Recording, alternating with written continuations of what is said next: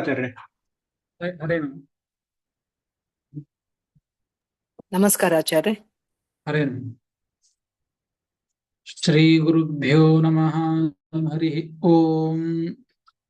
ನಾರಾಯಣಾಯ ಪರಿಪೂರ್ಣ ಗುಣಾರ್ಣವಾಯ ವಿಶ್ವೋದಯ ಸ್ಥಿತಿಲಯೋನ್ನಿಯತಿಪ್ರದಾಯ ಜ್ಞಾನಪ್ರದಾಯ ವಿಬುಧಾಸುರ ಸೌಖ್ಯ ದುಃಖ ಸತ್ಕಾರಣಾಯ ವಿತತಾಯ ನಮೋ ನಮಸ್ತೆ.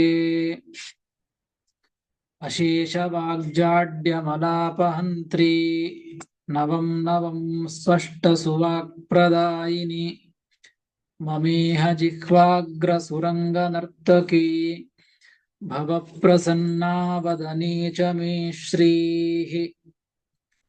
ಅಭ್ರಮಂ ಭಂಗರಹಿತಂ ಅಜಡಂ ವಿಮಲಂ ಸದಾ ಆನಂದತೀರ್ಥಮತುಲಂ ಭಜೆ ತಾಪತ್ರಯಾಪಹಂ.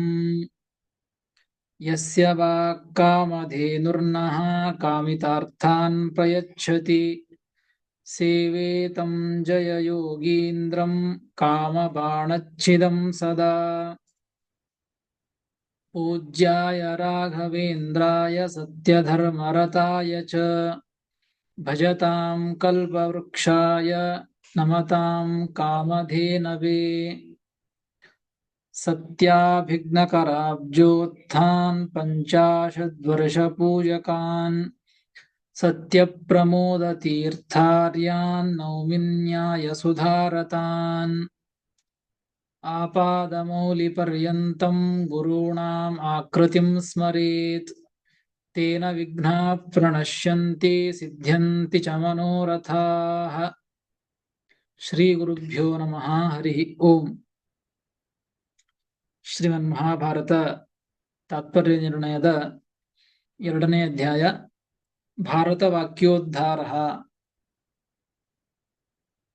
ಈ ಅಧ್ಯಾಯದಲ್ಲಿ ನಿನ್ನೆ ತಿಳಿದುಕೊಂಡಂತೆ ಶ್ರೀಮದಾಚಾರ್ಯರು ಭವಿಷ್ಯತ್ ಪರ್ವದಲ್ಲಿ ವೇದವ್ಯಾಸ ದೇವರು ಹೇಳಿದಂತಹ ಮಾತುಗಳನ್ನೇ ಇಲ್ಲಿ ತಿಳಿಸಿಕೊಡ್ತಾ ಇದ್ದಾರೆ. ಎಲ್ಲ ಶಾಸ್ತ್ರಗಳಿಗೂ ಮುಖ್ಯ ತಾತ್ಪರ್ಯ ಅದು ಹರಿಸರ್ವೋತ್ತಮತ್ವನೇ ತಾತ್ಪರ್ಯ, ಅಲ್ಲಿಯೇ ತಾತ್ಪರ್ಯ ಇದ್ದದ್ದು, ಅದೇ ಮುಖ್ಯವಾದದ್ದು ಅಂತ. ಇನ್ನು ಅದಕ್ಕೆ ವಿರುದ್ಧವಾದದ್ದೆಲ್ಲವೂ ಕೂಡ ಅದು ನನಗೆ ಸಮ್ಮತವಲ್ಲ ಅಂತ ವೇದವ್ಯಾಸದೇವರು ತಿಳಿಸಿಕೊಟ್ಟಿದ್ದಾರೆ.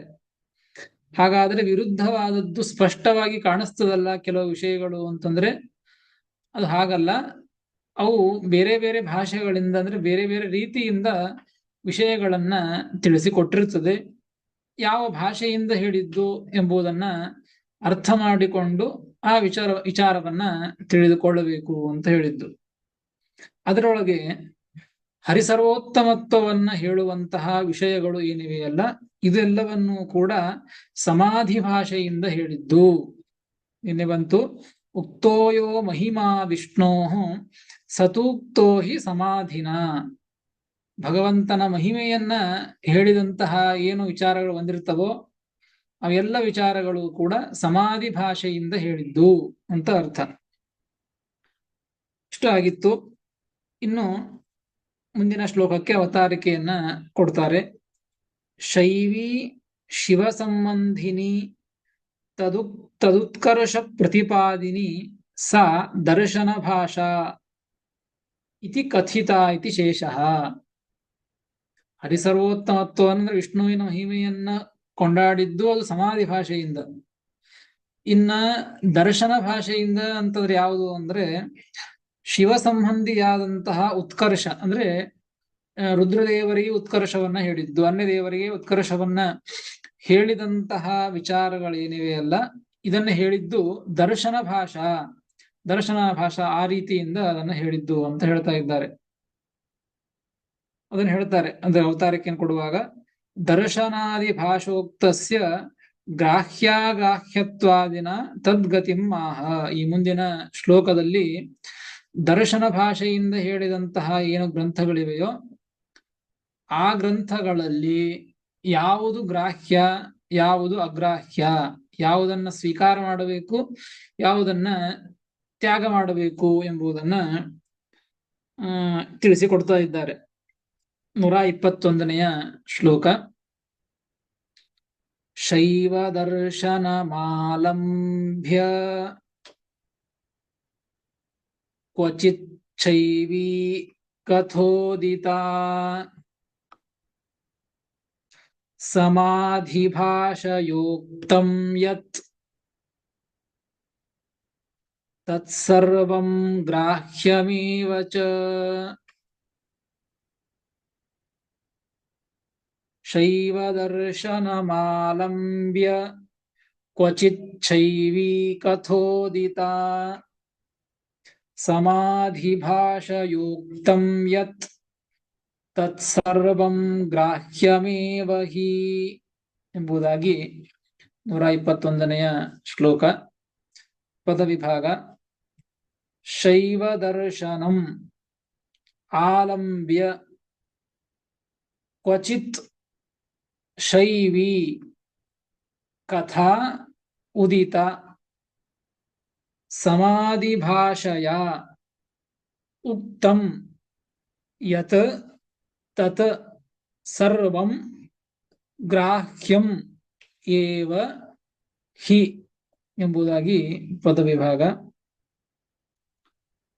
ಮೊದಲಿಗೆ ಹೇಳಿದ್ದು ಶೈವ ದರ್ಶನಮಾಲಂಬ್ಯ ಕ್ವಚಿತ್ ಶೈವೀ ಕಥೋದಿತ.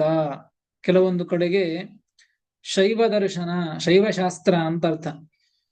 ಶಿವ ಸಂಬಂಧಿಯಾದಂತಹ ಶಾಸ್ತ್ರವನ್ನ ಇಟ್ಟುಕೊಂಡು, ಕೆಲವು ಕಡೆಗೆ ಕ್ವಚಿತ್ ಶೈವೀ ಕಥೋದಿತ, ಶಿವ ಸಂಬಂಧಿಯಾದಂತಹ ಕಥೆಯನ್ನ, ಉತ್ಕರ್ಷವನ್ನ ಹೇಳಿದಂಥದ್ದಿರ್ತದೆ. ಅಂದ್ರೆ ಕೆಲವು ಕಡೆಗೆ ರುದ್ರದೇವರಿಗೆ ಸರ್ವೋತ್ತಮತ್ವವನ್ನ ಹೇಳಿದ್ದಿರ್ತದೆ. ಹಾಗಾದರೆ ಅಂತಹ ಗ್ರಂಥಗಳಲ್ಲಿ ಯಾವುದನ್ನ ಸ್ವೀಕಾರ ಮಾಡಬೇಕು, ಯಾವುದನ್ನ ತ್ಯಾಗ ಮಾಡಬೇಕು ಅಂತಂದ್ರೆ ಮುಂದೆ ಹೇಳ್ತಾರೆ ನೋಡಿ. ಸಮಾಧಿ ಭಾಷೆಯ ಉಕ್ತಂ ಯತ್, ಸಮಾಧಿ ಭಾಷೆಯಿಂದ ಏನು ಹೇಳಿರ್ತಾರೋ ಅದನ್ನು ಮಾತ್ರ ತತ್ಸರ್ವಂ ಗ್ರಾಹ್ಯಮೇವ ಹಿ, ಅದೆಲ್ಲವನ್ನು ಗ್ರಹಣ ಮಾಡಲೇಬೇಕು. ಸಮಾಧಿ ಭಾಷೆಯಿಂದ ಹೇಳಿದ್ದು ಅಂದ್ರೆ ಹರಿಗೆ, ಭಗವಂತನಿಗೆ ಭಗವಂತನ ಮಹಿಮೆಯನ್ನ ಹೇಳಿದ್ದು, ಭಗವಂತನ ಉತ್ಕರ್ಷವನ್ನು ಹೇಳಿದ್ದೆಲ್ಲವೂ ಕೂಡ ಸಮಾಧಿ ಭಾಷೆಯಿಂದ ಹೇಳಿದ್ದು ಅಂತ ಅರ್ಥ. ಅಂತಹದ್ದೆಲ್ಲವನ್ನ, ಭಗವಂತನ ಮಹಿಮೆ ಇರುವಂತಹದ್ದೆಲ್ಲವನ್ನು ಗ್ರಾಹ್ಯ, ಅದೆಲ್ಲವನ್ನು ಗ್ರಹಣ ಮಾಡಲೇಬೇಕು. ಸಮಾಧಿ ಭಾಷೆಯ ಯತ್ ಪ್ರೋಕ್ತಂ ತತ್ ಸರ್ವಂ ಗ್ರಾಹ್ಯಮೇವ ಹಿ, ಎಲ್ಲವನ್ನು, ಯಾವುದನ್ನು ಬಿಡುವಂತೆ ಇಲ್ಲ, ಎಲ್ಲವನ್ನು ಅದನ್ನ ಸ್ವೀಕಾರ ಮಾಡಲೇಬೇಕು. ಆದರೆ ಇದೆಲ್ಲವನ್ನ ದರ್ಶನ ಭಾಷೆಯಿಂದ ಹೇಳಿದಂತಹ ಅನ್ಯ ದೇವತೆಗಳಿಗೆ ಉತ್ಕರ್ಷವನ್ನು ಹೇಳಿದ್ದನ್ನು ಮಾತ್ರ ಸ್ವೀಕಾರ ಮಾಡಬಾರದು ಅಂತ ವೇದವ್ಯಾಸ ದೇವರ ಮಾತೇ ಇದು. ಅದಕ್ಕಾಗಿ ಅದನ್ನೇ ಸ್ವೀಕಾರ ಮಾಡಬೇಕು ಎಂಬುದನ್ನ ತಿಳಿಸಿಕೊಡ್ತಾರೆ. ಇನ್ನು ಮುಂದಿನ ಶ್ಲೋಕದಲ್ಲಿ ತಿಳಿಸ್ತಾರೆ, ಅದಕ್ಕೆ ಅವತಾರಿಕೆಯನ್ನು ಹೇಳ್ತಾರೆ. ಸಮಾಧೇಹೆ ಸಮಾಧಿ ಭಾಷೆಯ ಉಕ್ತಸ್ಯ ಅವಿರುದ್ಧಂ ದರ್ಶನೋಕ್ತಂ ದರ್ಶನ ಭಾಷೆಯ ಉಕ್ತಂಚ ಗೃಹ್ಯತೆ. ಇದಂ ಏವ ಉಕ್ತಂ 22 ಅಧ್ಯಾಯೇ. ಪರದರ್ಶನ ಭಾಷಾಸು ಜ್ಞೇಯಂ ತದ್ದರ್ಶನಂ ತಥಾ ಗ್ರಾಹ್ಯೋ ನಾರ್ಥೋ ವೈದಿಕಂ ತು ದರ್ಶನಂ ಗ್ರಾಹ್ಯಮೇವ ಚ ಅಂತ ಒಂದು ಶ್ಲೋಕ. ಈ ಶ್ಲೋಕದಲ್ಲಿ ಏನ್ ತಿಳಿಸ್ತಾ ಇದ್ದಾರೆ? ಪರದರ್ಶನ ಭಾಷಾಸು ಅಂದ್ರೆ ಬೇರೆ ಶಾಸ್ತ್ರಗಳು ಇರ್ತಕ್ಕಂಥ ಅವುಗಳಲ್ಲಿಯೂ ಕೂಡ ಕೆಲವೊಂದನ್ನ ಸ್ವೀಕಾರ ಮಾಡಬೇಕು, ಕೆಲವೊಂದನ್ನ ಸ್ವೀಕಾರ ಮಾಡಬಾರದು. ಯಾವುದನ್ನ ಅಂದ್ರೆ ಗ್ರಾಹ್ಯೋ ನಾರ್ಥೋ ವೈದಿಕಂತು, ಯಾವ ಅರ್ಥವು ವೈದಿಕವಲ್ಲವೋ ಅಂತಹದ್ದನ್ನ ಸ್ವೀಕಾರ ಮಾಡಬಾರದು. ಅಂದ್ರೆ ಭಗವತ್ ಸರ್ವೋತ್ತಮತ್ವಕ್ಕೆ ಪ್ರತಿಪಾದಕವಾಗದೇ ಇರುವಂತಹ, ಅದಕ್ಕೆ ಸಾಧಕವಾಗದೇ ಇರುವಂತಹದ್ದನ್ನ ಸ್ವೀಕಾರ ಮಾಡಬಾರದು. ದರ್ಶನಂ ಗ್ರಾಹ್ಯ ವೈದಿಕಂತು ದರ್ಶನಂ ಗ್ರಾಹ್ಯಮೇವ, ವೈದಿಕವಾದಂತಹ ವೇದ ಸಂಬಂಧಿಯಾದಂತಹ ವಿಷ್ಣು ಸಂಬಂಧಿಯಾದಂತಹ ವಿಷ್ಣು ಸರ್ವೋತ್ತಮತ್ವ ಸಂಬಂಧಿಯಾದಂತಹ ವಿಷಯ ಇತ್ತು ಅಂದ್ರೆ ಬೇರೆ ಶಾಸ್ತ್ರಗಳಲ್ಲಿಯೂ ಕೂಡ ಅದು ಗ್ರಾಹ್ಯವೇ ಆಗಿದೆ. ನೋಡಿ, ಎಲ್ಲ ಪುರಾಣಗಳನ್ನು ವೇದವ್ಯಾಸ ದೇವರೇ ಹೇಳಿದ್ದು. ಅದೇ ವೇದವ್ಯಾಸ ದೇವರೇ ಭವಿಷ್ಯತ್ ಪುರಾಣದಲ್ಲಿ ತಿಳಿಸಿಕೊಟ್ಟದ್ದು. ಹರಿಸರ್ವೋತ್ತಮತ್ವ ಸಂಬಂಧಿಯಾದಂತಹ ವಿಷಯಗಳನ್ನು ಮಾತ್ರ ಸ್ವೀಕಾರ ಮಾಡಬೇಕು, ಇವುಗಳನ್ನು ಮಾತ್ರ ಸರಿಯಾಗಿ ತಿಳಿದುಕೊಳ್ಳಬೇಕು, ಇದೇ ಸರಿ ಎಂದು ತಿಳಿದುಕೊಳ್ಳಬೇಕು ಅಂತ ವೇದವ್ಯಾಸ ದೇವರೇ ಸ್ಪಷ್ಟವಾಗಿ ಹೇಳಿದಂತಹ ಮಾತು. ಅಷ್ಟೇ ಅಲ್ಲ, ಲೋಕದರ್ಶನಮಾಶ್ರಿತ್ಯ ದೇವಾಶ್ಚ ಮುನಯಸ್ತಥಾ ಬ್ರೂಯುಃ ಕಥಾಸ್ತತ್ರ ಶಿಕ್ಷಾಗ್ರಾಹ್ಯೋ ನಾರ್ಥಕ್ ಕಥಂಚನ. ಕೆಲವು ಲೋಕದರ್ಶನಮಾಶ್ರಿತ್ಯ, ಲೋಕದರ್ಶನ ಅಂದ್ರೆ ಲೋಕದಲ್ಲಿರ್ತಕ್ಕಂಥದ್ದನ್ನ ಆಶ್ರಯಿಸಿಕೊಂಡು ದೇವತೆಗಳು ಮುನಿಗಳು ಕೂಡ ಕೆಲವೊಂದನ್ನ ಹೇಳಿರ್ತಾರೆ. ಅಂಥವುಗಳಲ್ಲಿ ಮಾತ್ರ ಶಿಕ್ಷಾಗ್ರಾಹ್ಯ, ಅವುಗಳಿಂದ ಏನನ್ನ ಕಲಿಬೇಕು, ನಾವು ಏನನ್ನ ಕಲಿಬೇಕು ಅದನ್ನು ಮಾತ್ರ ಅವುಗಳಿಂದ ತೆಗೆದುಕೊಳ್ಳಬೇಕು, ಹೊರತು ನಾರ್ಥ ಕಥಂಚನ, ಹೊರತು ಅರ್ಥವನ್ನ, ಯಥಾವಸ್ಥಿತವಾದ ಅರ್ಥವನ್ನ ತೆಗೆದುಕೊಳ್ಳಬಾರದು ಅಂತ ಹೇಳ್ತಾರೆ. ಉದಾಹರಣೆಗೆ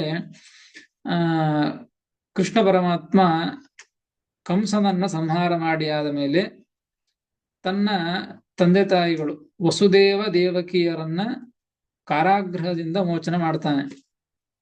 ಮೋಚನೆ ಮಾಡಿ ಆದ ಮೇಲೆ ಅಲ್ಲಿ ಕೃಷ್ಣ ತಾನು ವಸುದೇವ ದೇವಕಿಯರಿಗೆ ನಮಸ್ಕಾರವನ್ನು ಮಾಡಿದ ಅಂತ ಭಾಗವತದಲ್ಲಿ ಬರ್ತದೆ. ನೋಡಿ, ಇದು ನೇರವಾದ ಅರ್ಥ ಏನದೆ? ಇದು ಕೃಷ್ಣ ವಸುದೇವ ದೇವಕಿಯರಿಗೆ ನಮಸ್ಕಾರವನ್ನು ಮಾಡಿದ. ನೋಡ್ರಿ, ಇಲ್ಲಿ ಇಷ್ಟು ವಿಚಾರ ಇದು ಹೀಗೆ ಹೇಳಿದ್ದು.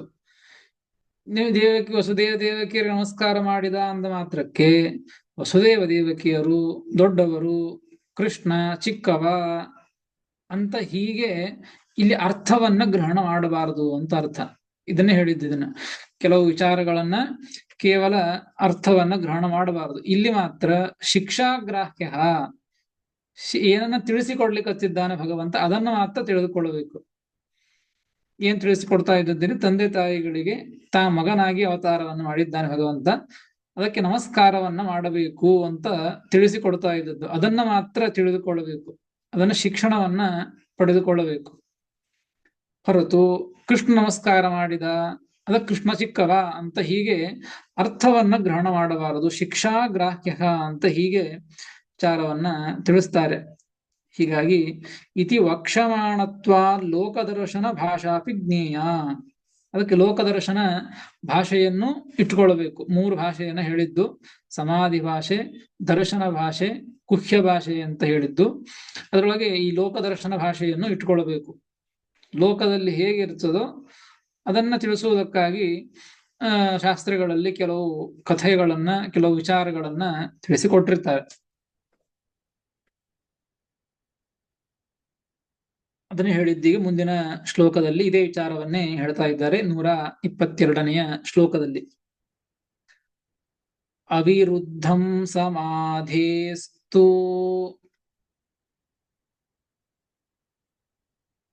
ದರ್ಶನೋಕ್ತಂ ಚ ಗೃಹ್ಯತೆ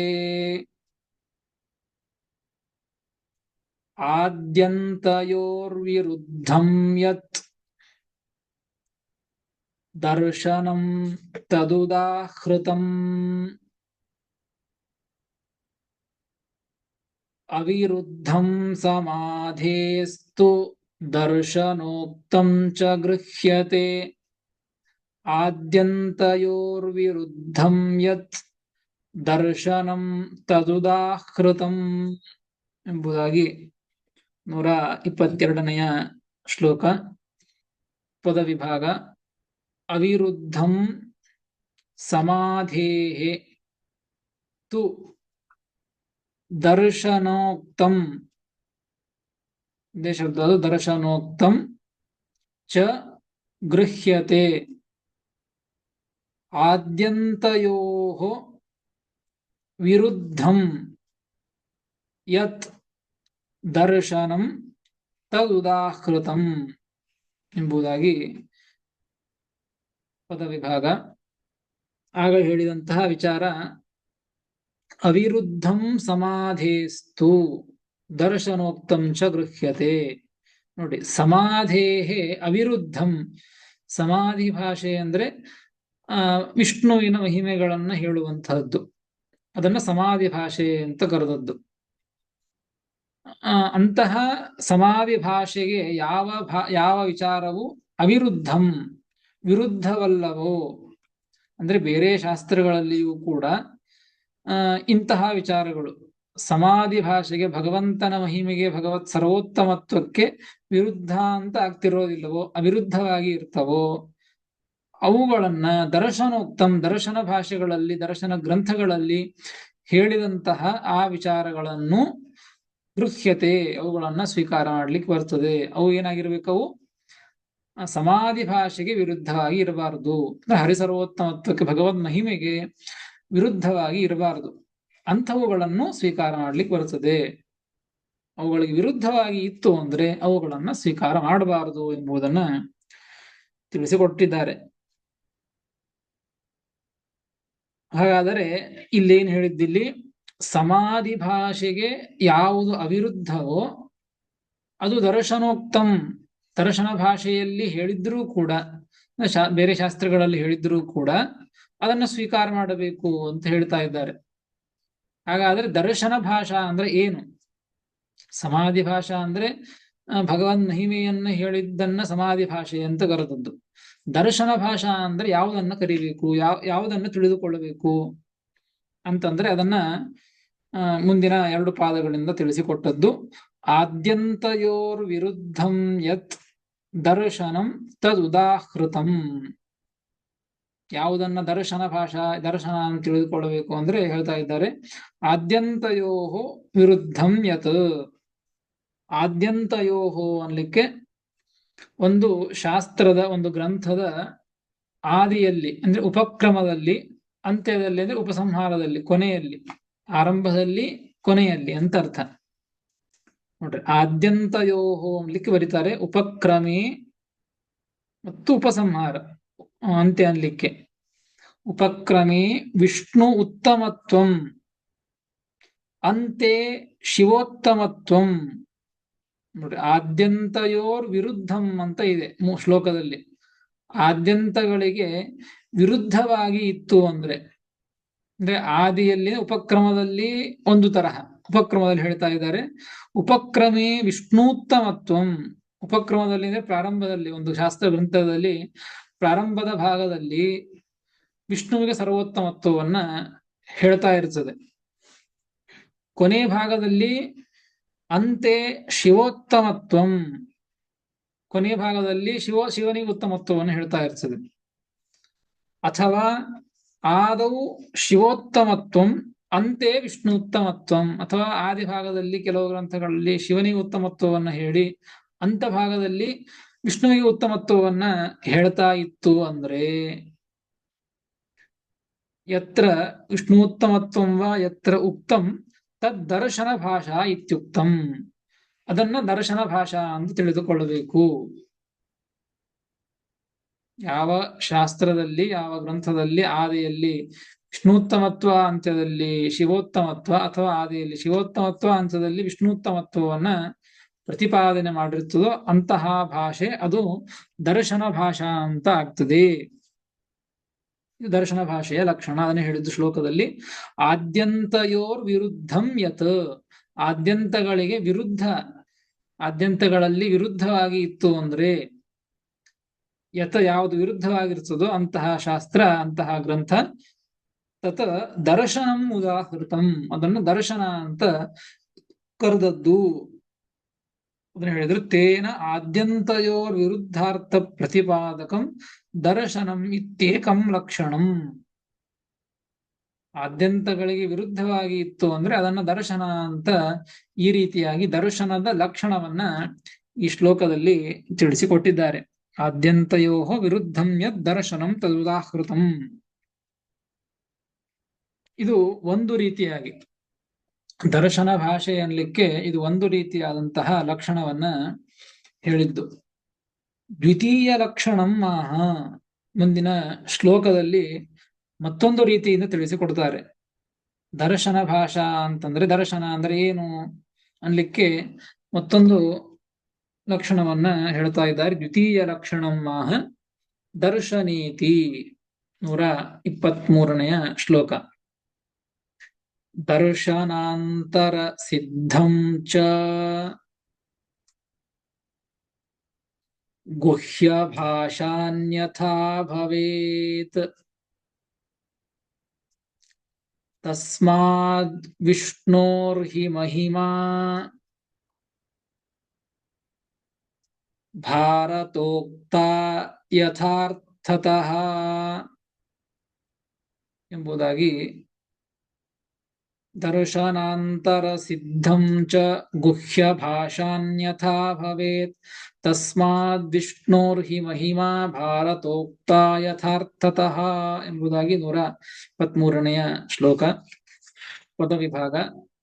ದರ್ಶನಾಂತರ ಸಿದ್ಧಂ ಒಂದೇ ಶಬ್ದ, ಚ ಗುಹ್ಯ ಭಾಷಾ ಅನ್ಯಥಾ ಭವೇತ್ ತಸ್ಮಾತ್ ವಿಷ್ಣೋಃ ಹಿ ಮಹಿಮಾ ಭಾರತೋಕ್ತ ಯಥಾರ್ಥತಃ ಎಂಬುದಾಗಿ ಪದವಿಭಾಗ. ಇಲ್ಲಿ ಮೊದಲಿಗೆ 1ನೇ ಪಾದದಲ್ಲಿ ದರ್ಶನಾಂತರ ಸಿದ್ಧಂ ಚ ಅಂತ ಇದೆ. ಇದು ದ್ವಿತೀಯ ಲಕ್ಷಣಂ ಮಾಹ ಅಂತ ಅವತಾರಿಕೆಯನ್ನು ಕೊಟ್ಟಿದ್ದಾರೆ. ದರ್ಶನದ ಮತ್ತೊಂದು ಲಕ್ಷಣ ಇದು. ಏನು ಅಂದ್ರೆ, ದರ್ಶನಾಂತರೇಷು ಶೈವಾದಿ ಶಾಸ್ತ್ರೇಷು ಸಿದ್ಧಂ ಪ್ರತಿಪಾದಿತಂ ಯದ್ ದರ್ಶನಂ ತೇನ ದರ್ಶನಾಂತರ ಸಿದ್ಧಂ ದರ್ಶನಂ ಇತಿ.